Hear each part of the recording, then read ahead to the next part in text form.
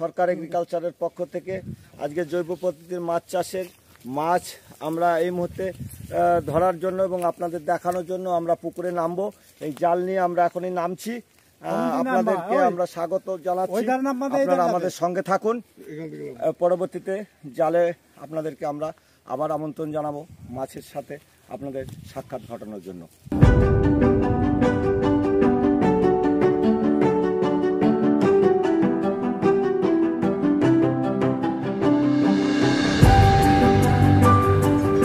হ্যাঁ বন্ধুরা, যেটা বলেছিলাম, দেখুন আমাদের জাল টানার কাজ প্রায় শেষ মুহূর্তে।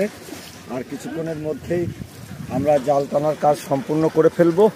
তারপরে মাছ বাছাই প্রক্রিয়া শুরু হবে।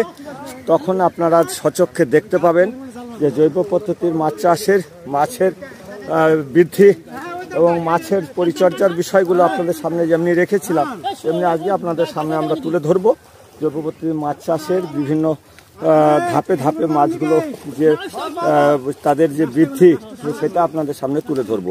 আজ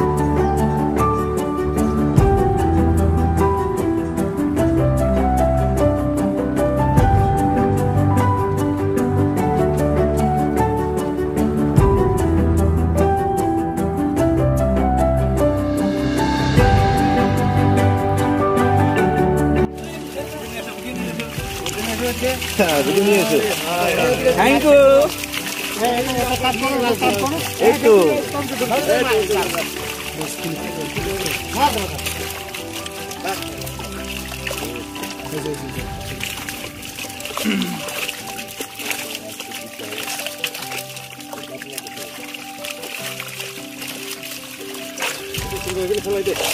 কিছু মাছ ফালাই দিন, এবার যেগুলো লাল হয়ে গিয়েছে সেগুলো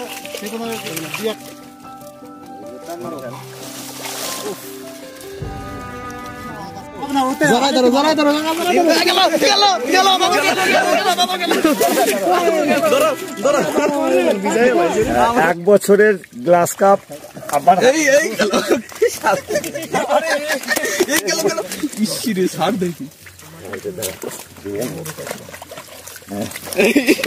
এক বছর বয়সের গ্লাস কাপ আপনারা দেখতে পাচ্ছেন।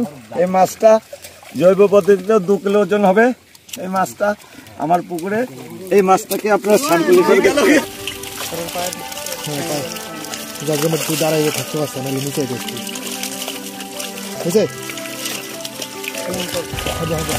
2.5 কিলো ওজনের এক বছরের গ্লাস কাপ। এক বছরে এই মাছের বয়স, মাছের ওজন 2 থেকে 2.5 কিলো ওজন। এটা আমরা ছেড়ে দিচ্ছি।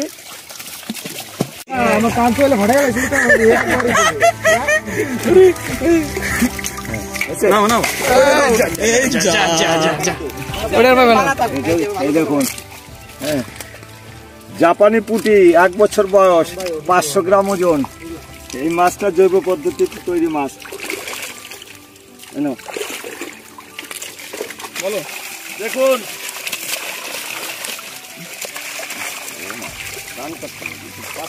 কথাগুলো বারে বারে করবে না, শুনে না। বলো এবার কিছু বলো। 1 বছরে 4 কিলো ওজন মাছের। দুটা মাছ দুই দিকে ধরতে হবে। মাছ তো ধরো তো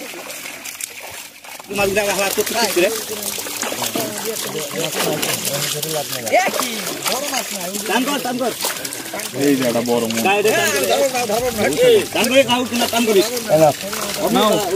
চালু আছে, বলো। হ্যাঁ চলো, এই তো এটা একটা 4 কিলো ওজনের গ্লাস কাপ, 1 বছর বয়স। বন্ধুরা, আপনাদের মাছ ধরার যে শুরু থেকে শেষ মুহূর্তে আমরা চলে এসেছি। এখন আমরা বাজারজাত মাছ করার জন্য যে পুকুরের মধ্যে এক রাতের জন্য মাছকে রক্ষণাবেক্ষণ করা এবং বাঁচিয়ে রাখার যে পদ্ধতি, সেই মশারি টাঙিয়ে আমরা জলের মধ্যে মাছটাকে জিয়ে রাখছি। আপনারা দেখতে পাচ্ছেন ভোরবেলা এই মাছকে আমরা গাড়িতে করে বাজারজাত করব। তা বন্ধুরা, যেটা বলছিলাম, আপনারা শুরু থেকে শেষ পর্যন্ত আমাদের সঙ্গে রয়েছেন এবং যে কথাগুলি ইতিপূর্বে ভিডিওর মধ্যে দিয়ে আপনাদেরকে দেখিয়েছিলাম, যে ডিম ফোটানো, সেই 4 মাস আগে ডিম ফোটানো মাছ আজকে 500, 800 হ্যাঁ, কোনোটা 250-300 গ্রাম ওজন হয়ে গেছে এবং 1 বছর বয়সের মাছগুলোকেও আপনাদের দেখালাম। তাই বন্ধুরা, নমস্কার জানিয়ে এখানে বিদায় নেওয়ার আগে যেটা বলতে চাই যে সরকার এগ্রিকালচারের পক্ষ থেকে জৈব পদ্ধতির মাছ চাষের যে প্রক্রিয়া আপনাদের সামনে তুলে ধরেছি ইতিপূর্বে, সেখানে আজকে যদি এই ভিডিওটা আপনাদের সামনে রাখলাম। যদি ভিডিওটি ভালো লেগে থাকে আপনারা লাইক, শেয়ার এবং সাবস্ক্রাইবের মধ্যে দিয়ে আমার সামনে থাকবেন। আবার একটি ধামাকা ভিডিও নিয়ে আপনাদের সামনে হাজির হব। Bye bye, tata.